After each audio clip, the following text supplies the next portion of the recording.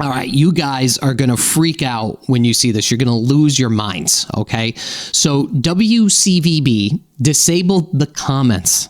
They disabled the comments on a show in regards to Michelle Wu that I'm going to share with you in a few minutes. And why? It seems like purposely trying to control some level of narrative here, right? And what they're saying probably does not align with what the public thinks. And let's be real, when comments are disabled, it's not because everything is going great. It's usually because it's the exact opposite. And when you're trying to control a narrative or shutting down any opposing voices or real-time public feedback, it's not a good look. Not only is it not a good look for the mayor, but it's also not a good look for your channel, okay? It's not a good look for your channel. So think of it this way, guys. Comments, as you know, like on our channel here, are where people voice their opinions, right? They ask hard questions. They go back and forth with people that are subscribers on the channel. So by disabling them, it's like saying, hey, we're putting this out there, but we really do not care what you think or have to say. All right.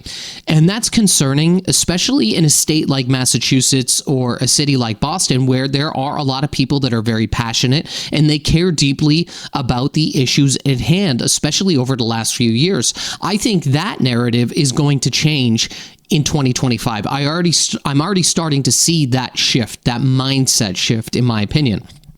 And so the mayor has, some challenges ahead. She had, and I think this is what they're going to talk about, she had her tax hike thing get shot down in Beacon Hill.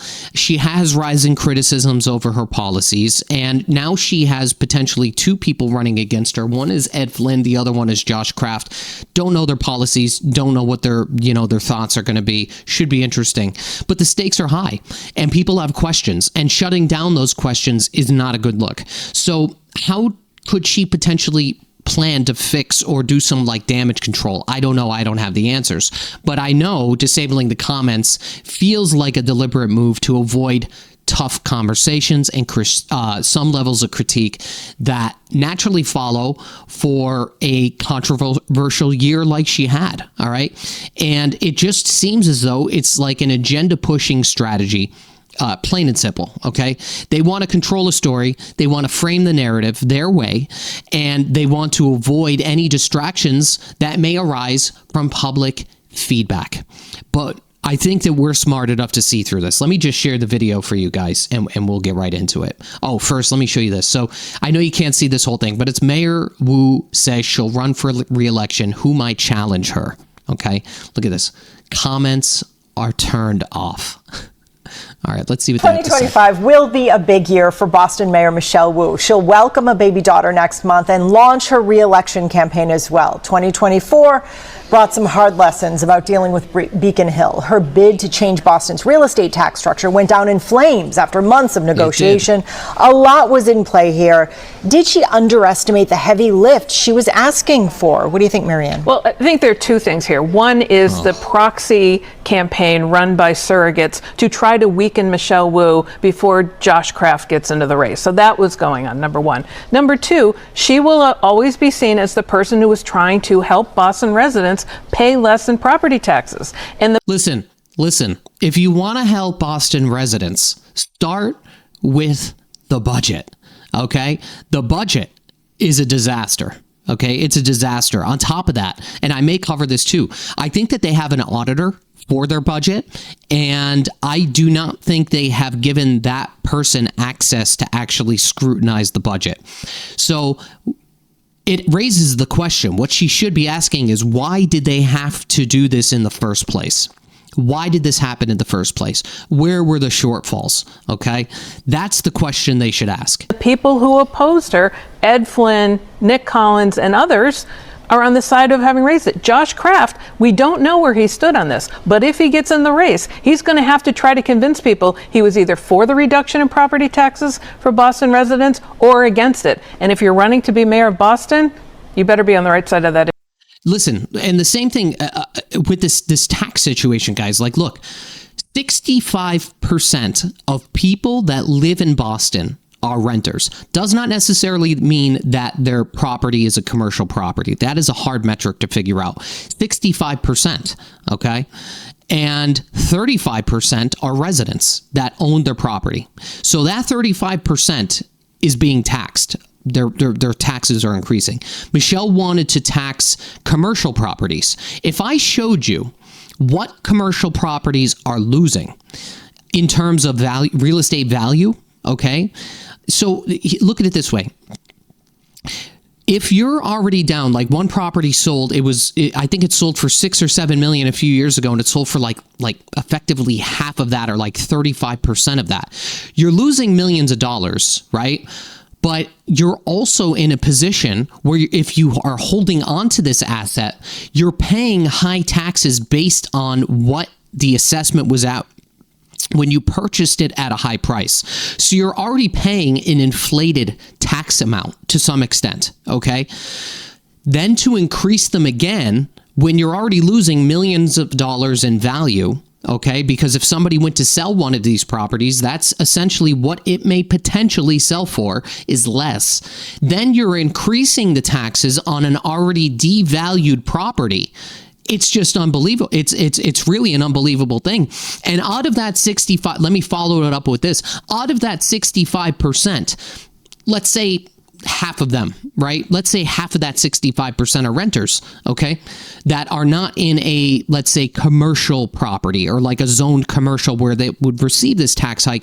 No matter what you do, they're going to feel that sting of the taxes getting raised, because guess what? These commercial property owners will potentially raise their rent to keep up with the taxes. That's what happens. As we said before a million times, it trickles down. So there's absolutely no win-win. There's no win-win. There's no win-win if the residents get it, or there's no win if the commercial properties get it. It shouldn't have happened in the first place, okay?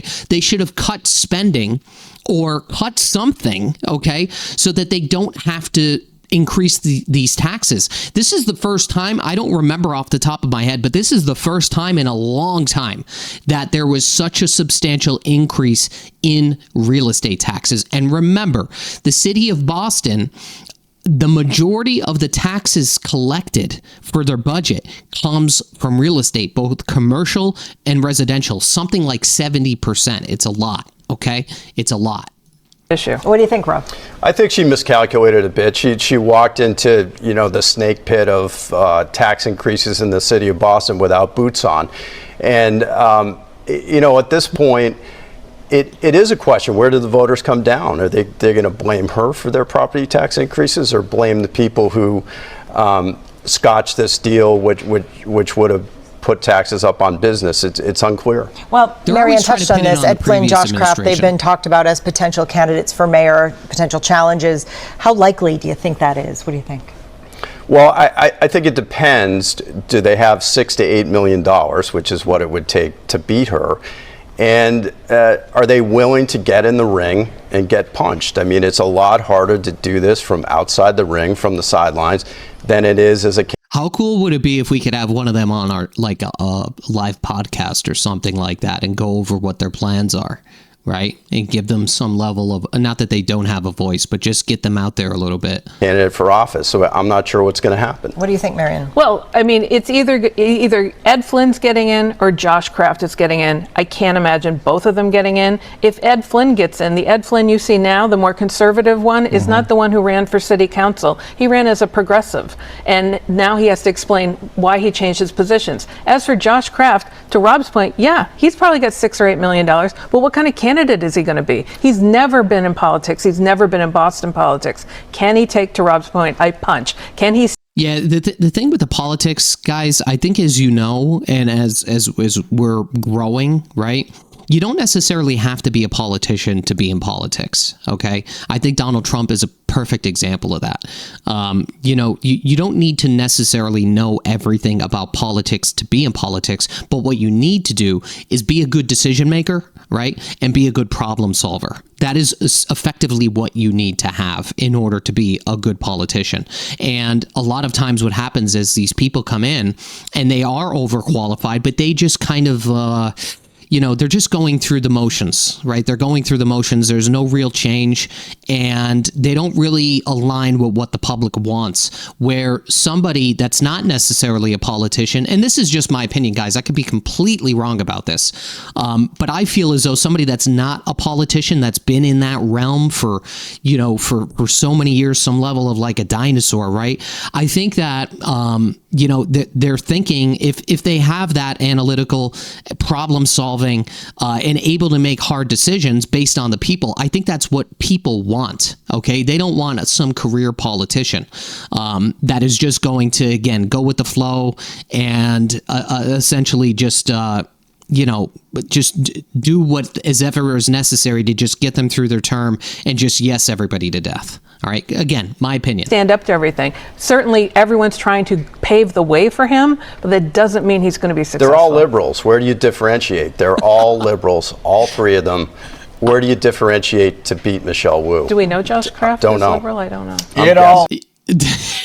So I don't know if they're all liberals or not. Chances are if they're here, they may be. I don't know. But, I think that essentially, both of those candidates need to get on somewhere, and they need to talk through, they need to start now, right? They maybe 2025 is when they'll start, ramping things up or whatever. But I think it would be in their best interest to at least start trickling in a little bit and voicing their opinion or concerns about a few things, so that they could start to carry some weight and start to carry, an audience of some sort. But honestly, I wanted to show you this because number one, comments are disabled. Number two, it has like 1,500 views or something like that. And I think maybe, and I could be wrong about this, I don't know if YouTube starts to throttle videos because they disabled the comments or something along those lines, but not a good look for WCVB. Honestly, not a good look for the mayor as well, because it just goes to show that most of the comments probably do not align with what they were saying or what Mayor Michelle Wu thinks. So leave your comments here. I don't care. Voice your opinion. Do what you got to do, guys. I'll see you on the next one. This one was pretty interesting. See you then. Bye-bye.